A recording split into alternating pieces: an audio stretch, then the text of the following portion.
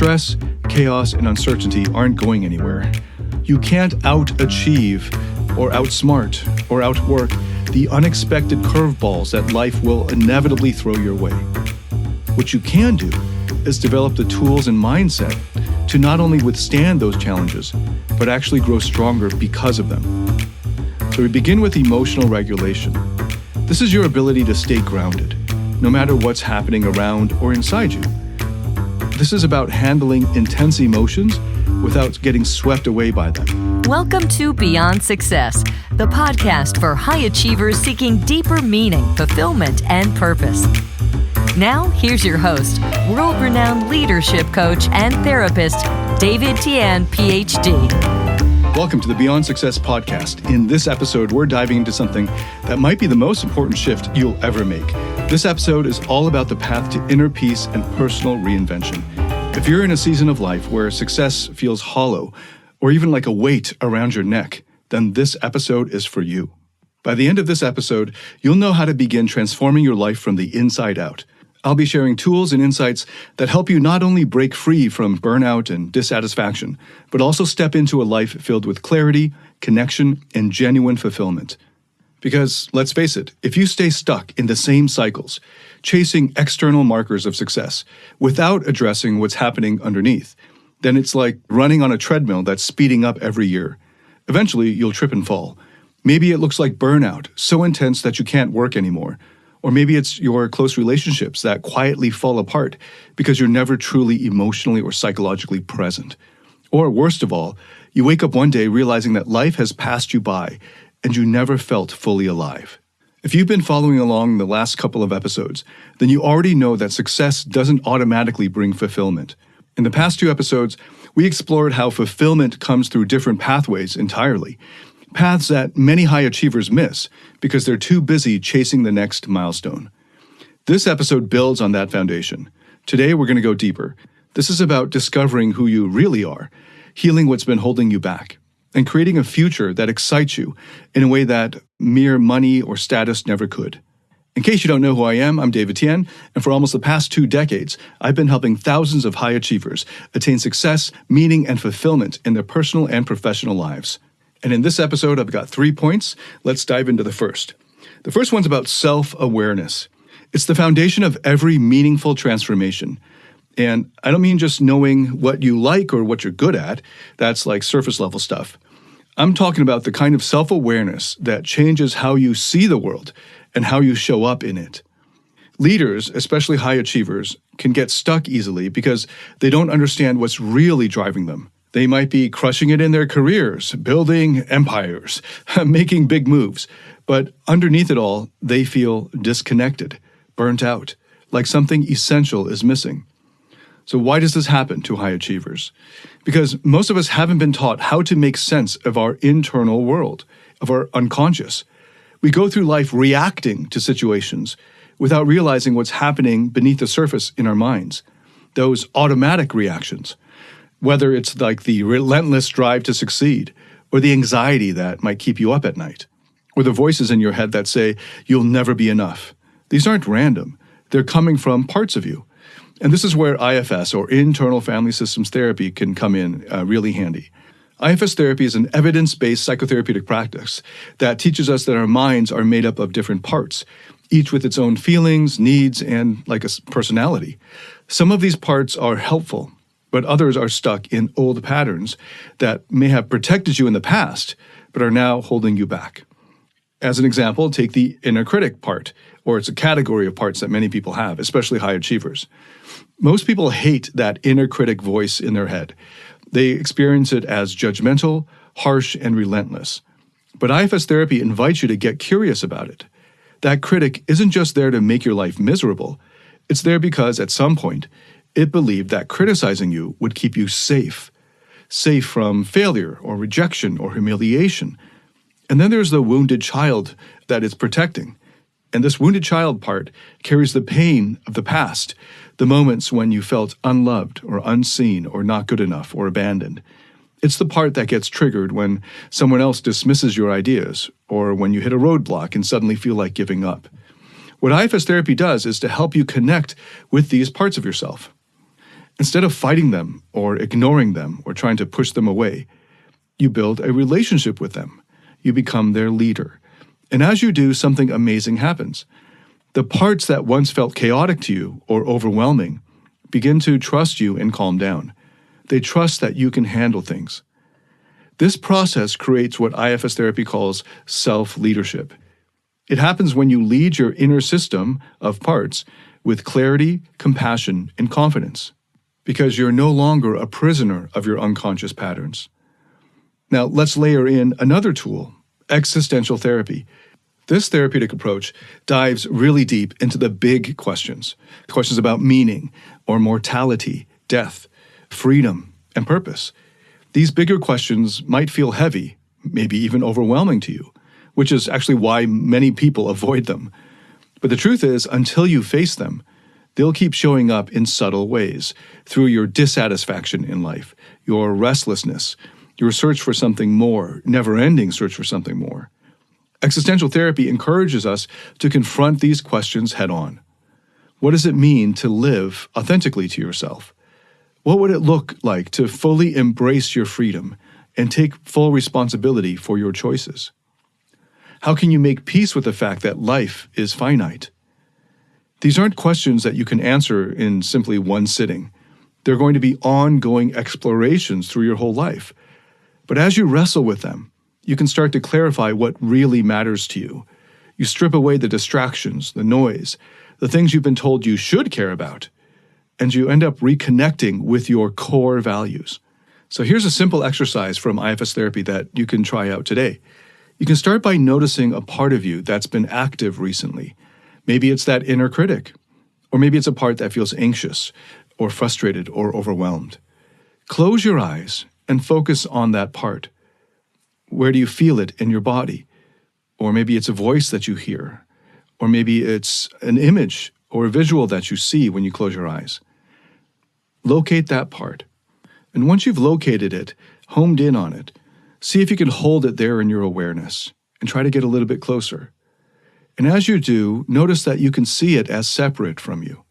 It's a part of you, but it's not all of you. If it helps, you can picture it as a character, like a person sitting across from you. Now, you can ask this part of you some questions.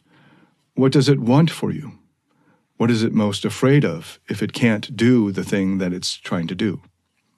And here's the key. You must listen without judgment. You might be surprised at what comes up. That inner critic might say, I want you to succeed, and I'm afraid you'll fail if I don't push you. And notice that's not the voice of an enemy. That's the voice of a part that's scared and trying to protect you, a part of you that has good intentions, even if its methods might be maladaptive now. By doing this exercise, you're starting to build a relationship with your parts. And as you do so, you'll notice something shift over time. Those parts begin to trust you because you're coming to them from a place of interested curiosity and not trying to change them or judge them. And from that place, real healing can begin. This is the power of deep self-awareness. It's not just about understanding your strengths and weaknesses. It's really, at a deeper level, about uncovering the hidden dynamics that drive your thoughts, feelings, and actions, and then learning to lead yourself with compassion and courage.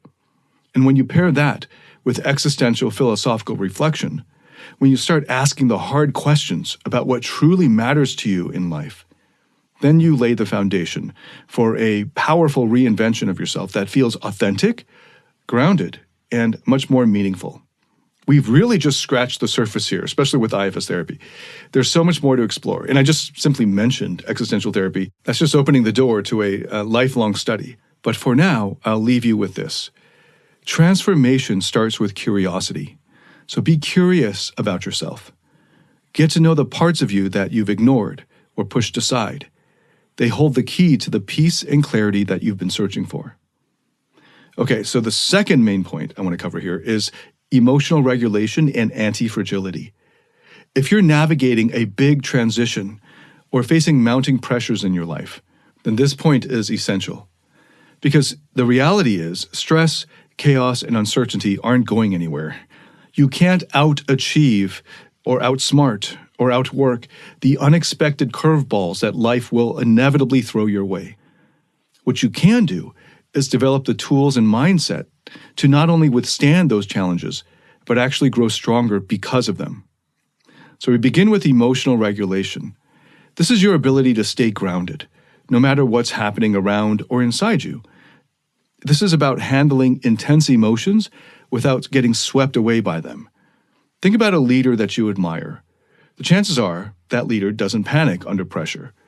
They're steady, measured, composed, and that's emotional regulation from the outside. Emotional regulation isn't some superpower that you're born with. It's a skill, and it can be learned, developed, honed, mastered. One of the best frameworks for this comes from dialectical behavior therapy, or DBT. DBT might sound like it's only for people dealing with extreme emotions, but it's actually pure gold for anyone who wants to master their inner world. And in fact, my emotional mastery program incorporates a lot of the best of DBT therapy. In my emotional mastery program, I cover one of the core DBT skills, which they call mindfulness. I use the term presence. So emotional presence, it's not just about sitting on a cushion, meditating for hours. Emotional presence is about paying attention to the present moment without judgment. When you're present or mindful, you create a space between what's happening and how you respond to it. And that space is everything when it comes to success and fulfillment in life. It's the difference between reacting out of habit, often in ways that make things worse, and responding intentionally. Here's a simple presence exercise that you can try the next time you feel overwhelmed. It's called the 5-4-3-2-1 grounding technique. I'll give you the classic version of it, and then I'll give you a simpler version. Okay, so the 5-4-3-2-1 grounding technique, look around and name 5 things you can see, then 4 things that you can touch, then 3 things you can hear, then 2 things you can smell, and 1 thing you can taste. This takes less than a minute, but it anchors you into the present. An even simpler version of this is to notice 1 thing from each of the 5 senses. This will help anchor you in the present, and when you're anchored, the chaos feels a lot less overwhelming. Now let's talk about the skill of emotion endurance. By the way, once you have gone quite a ways into practicing emotion endurance, then you'll have laid the groundwork for building the skill of emotional resilience. Both of these skills are also covered in my program, Emotional Mastery. Many high achievers struggle when it comes to managing their emotions or navigating their relationships, and they hit a wall when it comes to emotional mastery. Maybe you've noticed that stress, frustration, or anger is seeping into your personal or professional life, or you feel disconnected from those you care about. That's where David Tien's Emotional Mastery Program comes in. It's based on peer-reviewed, evidence-backed therapeutic methods to help you find happiness, love, and real fulfillment. Learn how to break free from the emotional roller coaster and start thriving in every area of your life. You can find out more at davidtianphd.com/emotional mastery. That's DAVIDTIANPHD.com/emotional mastery. But let's first go back to emotion endurance. This is about getting through tough moments without making them tougher. As an example, let's say you're in a heated argument and your first instinct is to yell, or it might be to shut down completely. Emotion endurance gives you the tools and the endurance to ride out that wave of emotion until you're calm enough to respond constructively. One of my favorite techniques here is called simply self-soothing, and it's exactly what it sounds like, using your 5 senses to calm yourself down. You can light a candle with a scent that you love, or you can wrap yourself in a soft blanket you like, or listen to music that you like that relaxes you. It sounds really simple, but achievers far too often default into beating themselves up more. This is the opposite way. Being able to treat yourself compassionately in the moment speeds up the healing process to bring you back into a more effective, constructive state. It's like if you've broken your leg, the thing not to do is to keep standing on that leg. Instead, what you need to do is to treat it with care, put it in a cast, and go through physical therapy with it. And that's like self-soothing's effect on your emotions, on your unconscious. Self-soothing might sound simple, but these little acts help your nervous system to regulate itself. It activates your parasympathetic nervous system, which is a natural biological process of self-regulation. And when you're better regulated emotionally, you can thereby make better decisions. So emotional endurance is about surviving the storm, and anti-fragility is about thriving because of it. So if you're not familiar with the term anti-fragility, I first learned about this in Taleb's wonderful book entitled Anti-Fragile. This is the idea that some things don't just bounce back after stress or adversity. They actually get stronger. As an example, think about how muscles grow after lifting weights. The stress of lifting breaks them down, but as a result, it provides the opportunity for growth when you rest afterwards. And that's a great example of anti-fragility. And guess what? Your mind works the same way. Positive psychology gives us some powerful tools to cultivate this kind of anti-fragile growth. One of the most effective tools is gratitude. Now, I know gratitude gets a lot of hype these days, but there's a reason for that. Gratitude shifts your focus. When you intentionally look for what's good, even in the midst of chaos, you start to see opportunities instead of just obstacles. What you appreciate appreciates. Here's a quick way to build gratitude into your daily routine. Before you go to bed, you can write down 3 things that went well that day and why they went well. These don't have to be anything huge, like maybe a colleague complimented your work, maybe you enjoyed a great cup of coffee. Whatever it is, just write it down. Over time, this practice rewires your brain to notice the positive. Another tool from positive psychology is identifying your character strengths.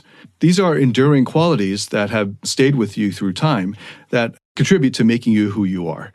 And these might be things like creativity or resilience or kindness. And when you focus on using your strengths, you tap into what's most authentic and energizing for you. And when you do that, challenges feel less like obstacles and more like opportunities to grow. Okay, so let's bring it all together with an actionable takeaway. The next time you feel overwhelmed or stuck, you can combine presence with gratitude. You can start with the 5-4-3-2-1 technique to ground yourself. Then ask yourself, what's one thing I can appreciate about this present moment? It could be something really small, and often the smaller things are more effective, like the fact that you're learning from this challenge. Or it could be something big, like the opportunity to prove to yourself how capable you are.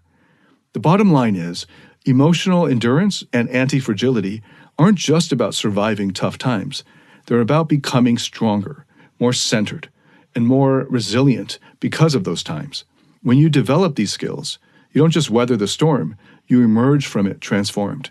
And that's how you can set the stage for your own personal reinvention during transition. Okay, so the third and final point is redefining purpose and creating a vision for the next chapter of your life. Okay, we're going to bring everything together here. You've done the work to understand yourself on a deeper level. You've built the emotional resilience or anti-fragility to handle challenges and grow from them. And now it's time to take all of that and channel it into something bigger, something more meaningful for you. Why does this matter so much? Because transformation isn't just about letting go of the past. It's about building a future that feels worth waking up for. A lot of leaders get stuck here. They think success will automatically bring fulfillment.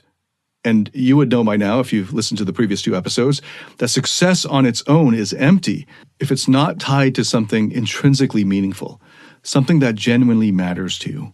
One really helpful way of thinking about purpose is in terms of alignment.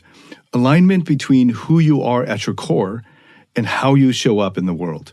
A lot of leaders in transition overlook this because realigning your life with your values can often feel like starting over, and starting over feels risky and scary.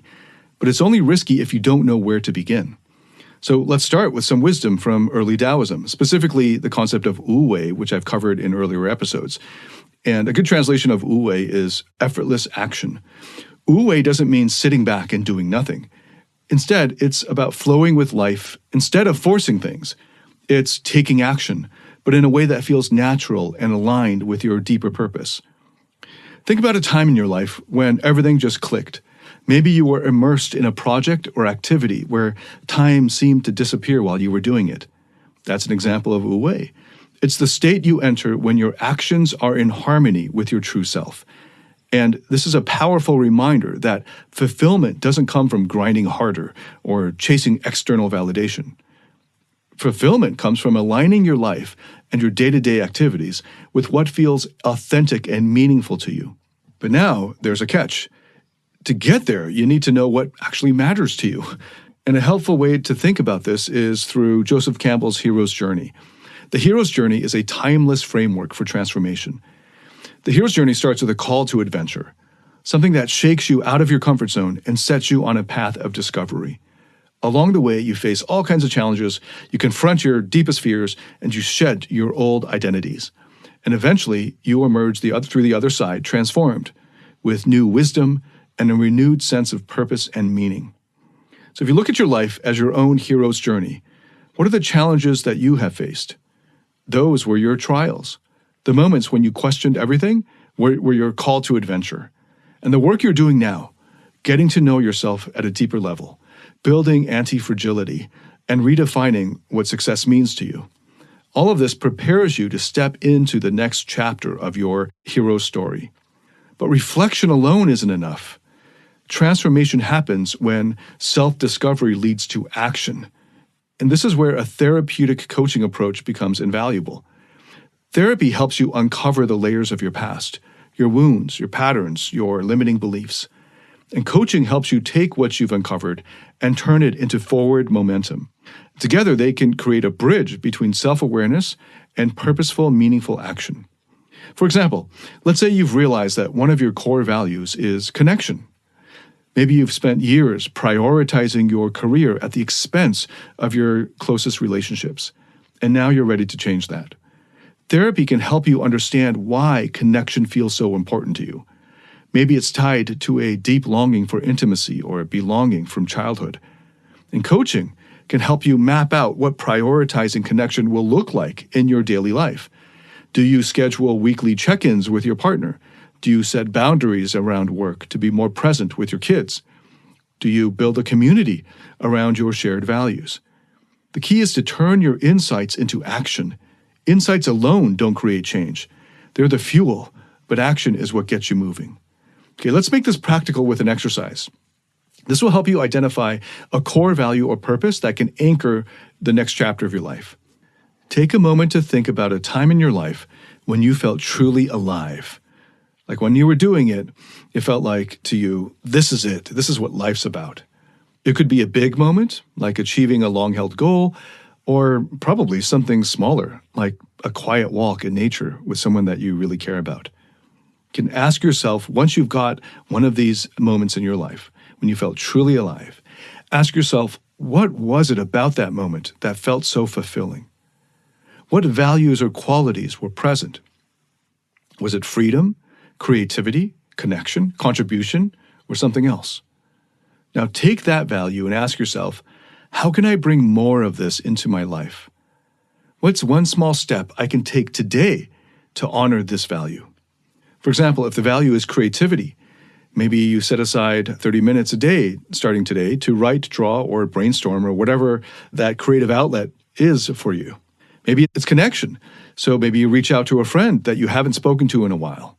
The goal isn't to overhaul your entire life overnight. It's to start weaving your values more deeply into your daily actions. In my courses, Purpose, Lifestyle Mastery, and especially Freedom You, I have a meditative process that walks you through this purpose exercise at a much deeper level, paired with music and all kinds of really emotionally moving material that will get to your purposes at various layers of your unconscious. So if that's something you're interested in, I have courses that will do this for you. And again, they are the course Purpose, Lifestyle Mastery, and especially Freedom You. Again, when you live in alignment with your values, then your deeper purpose becomes clear. It's not something you have to chase. It's something that emerges naturally from your unconscious, like sunlight breaking through the clouds. Redefining your purpose and creating a vision for the next chapter of your life isn't about finding a single aha moment. It's an ongoing process of aligning your life with what really matters most to you. And when you do that, you don't just reinvent yourself. You become the kind of person who inspires others to do the same. Okay, let's recap the 3 main points that we've covered in this episode. First, self-awareness. This is where transformation starts. You need to know yourself, really know yourself. That means understanding the different parts of you, the ones that drive your decisions, and sometimes even sabotage them. Tools like IFS therapy help you get there by creating a dialogue with these parts, uncovering their fears, and leading them with clarity and compassion. The second big point was emotional endurance and anti-fragility. Life throws curveballs at us. It's inevitable. Some of these are small and some of them are life-changing. Building emotional endurance allows you to handle those challenges without losing your balance. Tools from DBT therapy or the ones in my emotional mastery course, like emotional presence or emotion endurance, can ground you when things feel overwhelming. And by cultivating gratitude and tapping into your character strengths, you can turn even tough situations into opportunities for growth.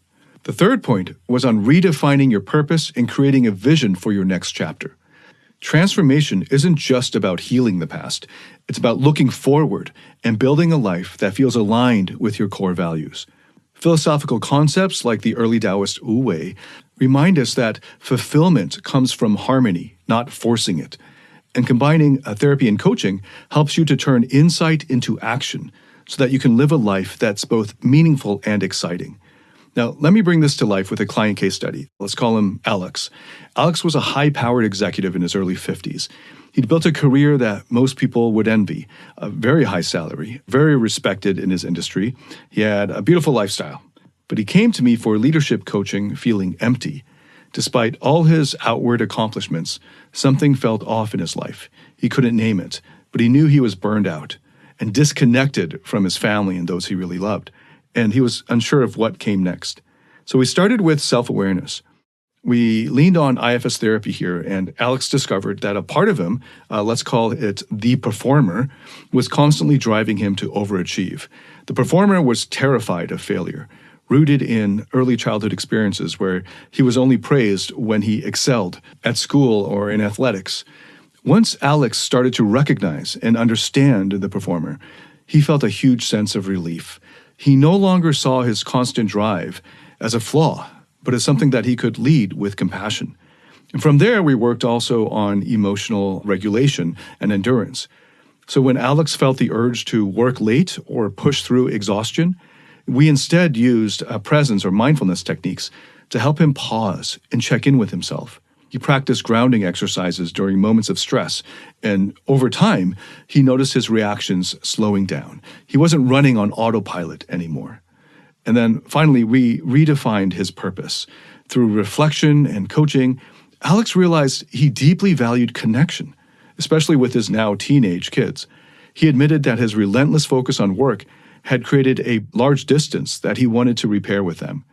And together, we mapped out a plan for him to spend more time at home, mentoring his children and building relationships with them. And for the first time in decades, Alex felt clear about what truly mattered to him and how to live it every day. And that's part of the power of this process. When you combine self-awareness, emotional regulation and anti-fragility, and a clear purpose in life, then you have the foundation for a life that feels fulfilling and not just successful. Thank you so much for listening. If you have any feedback at all, leave a comment or send me a message. I'd love to get your feedback. If you like this, leave a positive review on whatever platform you're listening to this on, or a positive rating. And if this has helped you in any way, please send it to anyone else that you think could benefit from it. Thank you again so much for listening. I look forward to welcoming you to the next episode. Until then, David Tien, signing out.